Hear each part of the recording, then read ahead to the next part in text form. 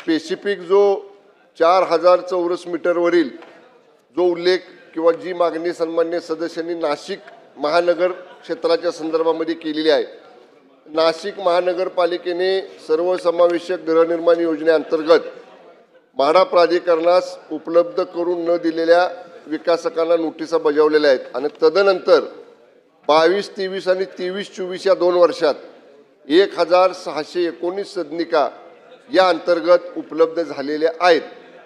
त्या अगोदर सन्मान्य अध्यक्ष महोदय, या संदर्भात परिषदेमध्ये विधान परिषद सभागृहामध्ये चर्चा झाल्यानंतर माननीय तत्कालीन विधान परिषद सभापती महोदयांनी 29/3/2022 ला लक्षवेधी सूचना क्रमांक 412च्या अनुषंगाने जी सन्मान्य सदस्य विधान परिषदेचे प्रवीण दरेकर साहेबांची होती, एक बैठक या ठिकाणी आयोजित केलेली होती। त्या बैठकीमध्ये सन्मान्य सभापती महोदयांनी 7000 सदनिका ह्या गरिबांच्या आहेत आणि त्या मिळाल्या पाहिजेत, विकासकास पर्यायी जागा देण्यापूर्वी सदर जागा गरिबांच्या घरासाठी योग्य आहे किंवा कसे याची खात्री करण्यासाठी म्हाडाचे ना हरकत प्रमाणपत्र घेणे आवश्यक आहे, अशा पद्धतीचे निर्देश हे माननीय विधान परिषद सभापती महोदयांनी दिले।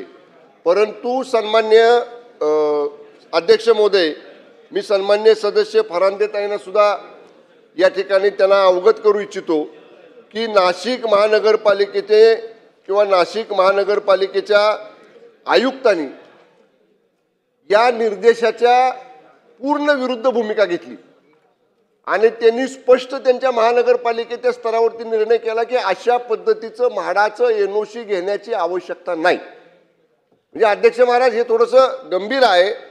विधान परिषद सभापती निर्देश देतात, त्याप्रमाणे आदेश निर्गमित होतात आणि त्याच्या बरोबर विरुद्ध भूमिका तर त्या महानगरपालिकेचे आयुक्त म्हणतात की म्हाडाचं एनओसी घेण्याची गरज नाही। आणि या संपूर्ण विसंगतीमुळं थोडीशी दिरंगाई या भूखंड वाटपाच्या संदर्भामध्ये झालेली आहे। परंतु आता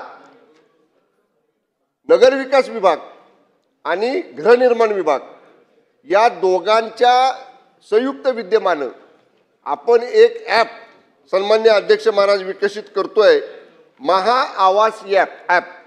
त्या महाआवास ॲपच्या माध्यमातून प्रधानमंत्री आवास शहरी असेल किंवा इतर ज्या अनुदानित आवास योजनांमधली घरं आहेत त्या सगळ्यांची माहिती एकत्रपणे ह्या ॲपवर या ठिकाणी आपण उपलब्ध करतोय की जेणेकरून लाभार्थी, समजा उदाहरणार्थ नाशिक महानगरपालिका क्षेत्रातला आहे तर नाशिक महानगरपालिकेतल्या लाभार्थ्याला त्या ॲप ओपन केल्यानंतर ज्या ठिकाणी घरं उपलब्ध आहेत त्याला ज्या ठिकाणची पसंती आहे या ठिकाणी क्लिक केल्यानंतर त्याची ऑटोमॅटिक नोंदणी त्या ठिकाणी होऊन तो ऑनलाईन रजिस्टर होणार आहे आणि त्याच्या पसंतीनुसार त्याला त्या ठिकाणी आपण घरं देणार आहोत।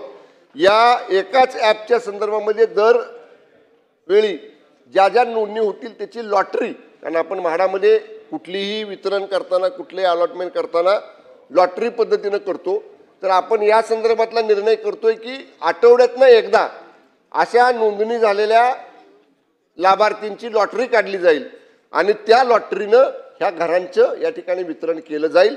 आणि मी आपल्याला सांगितलं तसं सन्मान्य अध्यक्ष महोदय 3.8.2 मध्ये सुधारणा करून आपण सर्वसमावेशक धोरण आणि जी काय या ठिकाणी नवीन कार्यप्रणाली या महाआवास ॲपच्या माध्यमातून करतोय, हे ॲप विकसित करून डेव्हलप करून कार्यान्वित करण्यासाठी 3 महिन्याचा कालावधी आपण दिलेला आहे।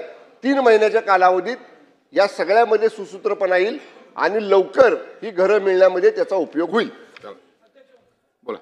बोला प्रवीण दरेकर। माननीय अध्यक्ष महोदय, फरांदेताईंनी उत्तम प्रश्न विचारला। नागपुरात म्हाडाचे जे घर आहेत ते LI